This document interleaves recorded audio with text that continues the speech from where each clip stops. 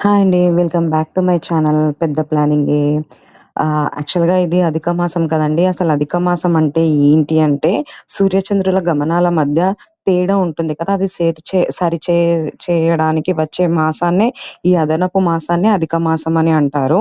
ఇది జ్యేష్ఠ మాసం, పురుషోత్తమ మాసం అని కూడా అంటారు. అధిక జ్యేష్ఠ మాసం.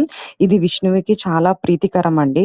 ఈ మాసంలో కనుక మనం కీర్తనలు కానీ, జపాలు కానీ, దానాలు కానీ అండ్ పారాయణాలు కానీ ఎంత చేస్తే అంత అధిక ఫలాన్నిచ్చి రెట్టింపు చేస్తుందనమాట.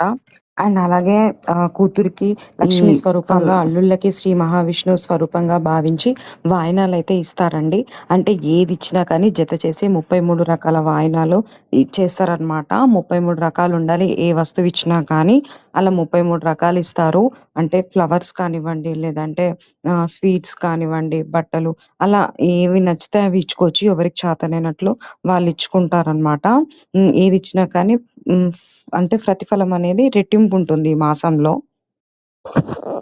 కొంతమందేంటంటే బ్రాహ్మణులకు కూడంగా దీపదానాలు గానివ్వండి, వస్త్రదానాలు గాని చేస్తారు ఈ అధిక మాసంలో. కూతుర్లకు చేయడం వల్ల ఏంటంటే శ్రీ మహాలక్ష్మికి చేసినట్లు భావిస్తారు. అల్లుళ్ళకి చేయడం వల్ల ఏంటంటే భోగభాగ్యాలు వస్తాయని చెప్పి నమ్ముతారు. ఇది ఈ తరం నుంచి కాదండి, చాలా తరాల నుంచి పెద్దల నుంచి వస్తున్న ఆచారం. నాకు తెలిసిన ఇన్ఫర్మేషన్ ఈ వాయనాలు స్వామివార్లకు, అమ్మవార్లకు గూడా మనం పెట్టుకోవచ్చండి టెంపుల్స్‌లలో. అండ్ బ్రాహ్మణ్స్‌కి గూడా ఇచ్చుకోవచ్చు. అది మన ఇష్టం అండి. మన స్తోమతకు తగ్గట్టు ఒక్క ఐటెమ్ అన్నా ఇచ్చుకోవాలి. కాకపోతే ఏంటంటే 33 అనే నంబర్‌కి ఏంటంటే చాలా ప్రాధాన్యత అనేది ఉందండి ఈ మాసంలో. Thank you. Like and subscribe and share.